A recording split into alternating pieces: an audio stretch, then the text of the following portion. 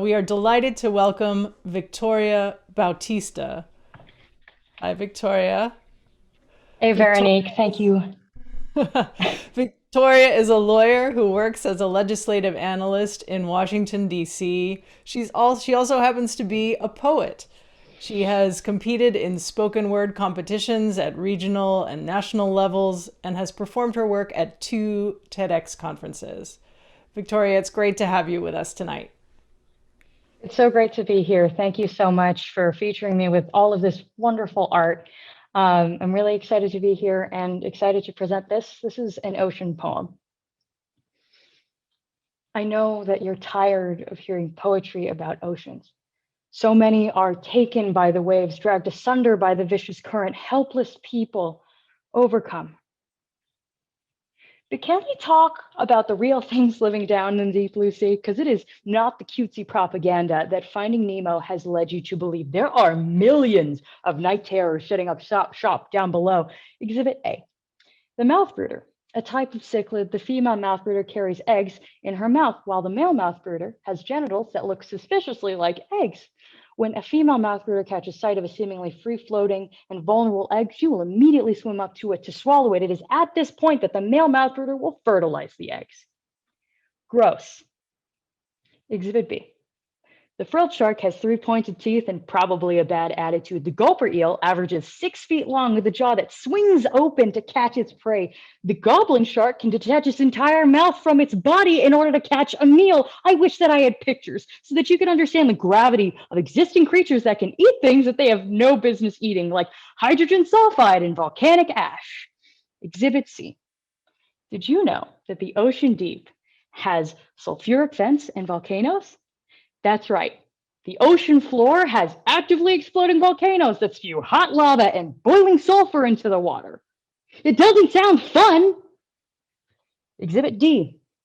After about 1,000 meters, light can no longer penetrate the surface water. Pressure skyrockets enough to flatten a car into none. Imagine gallons of water coming at you from all sides as you lose sight of the sky. Up and down become completely arbitrary in this twilight zone. This is the darkness that we fear. This nightmare of an environment. These are the things that are living down there. Somehow, these things still live down there.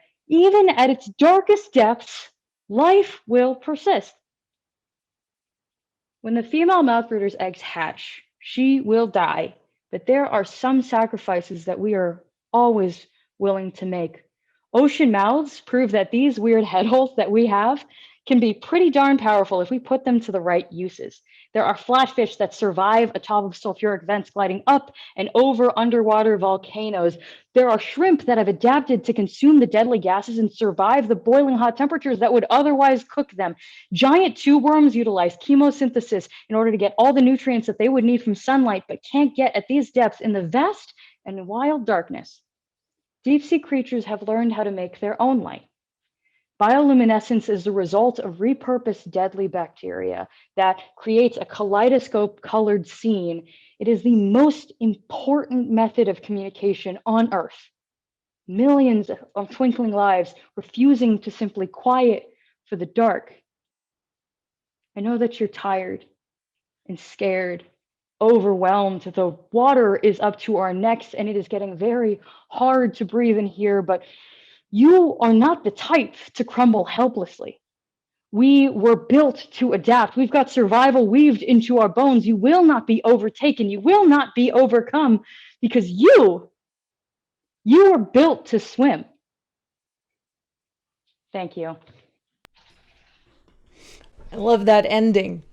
Um, uh, Thank you, Victoria. That was great. I'm still a little bit stuck, though, on the fact that you're a Washington lawyer. And I know you're originally from Oklahoma. So, how did you get inspired to create a spoken word piece about the ocean? And how do you just know so much about the ocean, just for one thing? I mean, institutes like yours open up the beauty and the wonder of the ocean so much to people who don't necessarily have it as a day job. And so I can only be thankful to the research that WHOI has done and that so many other scientists have done. When it comes to the ocean for me, I moved to the Philippines when I was very young, and from landlocked Oklahoma to an island you really easily and quickly learn the beauty of such a large thing that covers 75% of this planet. And so I think everybody should love the ocean. I don't see any downsides to it, honestly. Well, and just to tell our audience, the images that you're seeing there are just some of the images that WHOI has collected over the years doing research. And Victoria, I'm really grateful for your work as well. We need all the ocean ambassadors that we can get. So thank you. Absolutely. And thanks for having me.